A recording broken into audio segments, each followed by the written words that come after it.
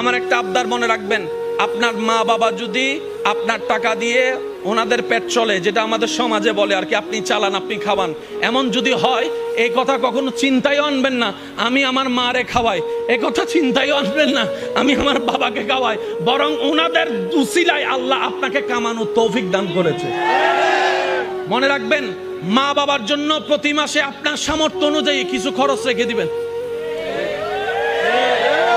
জোরে জোরে জোরে প্রত্যেক মাসে সন্তানের পক্ষ থেকে মার জন্য একটা আলাদা হাদিয়া দিবেন, বাবার জন্য একটা আলাদা হাদিয়া দিবেন।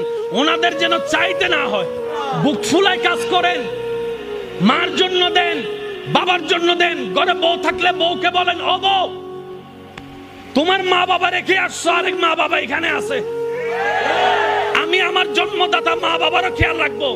ওই মা বাবার কারণে যে তোমাকে পেয়েছি, ওই মা বাবারও খেয়াল রাখার চেষ্টা করবো।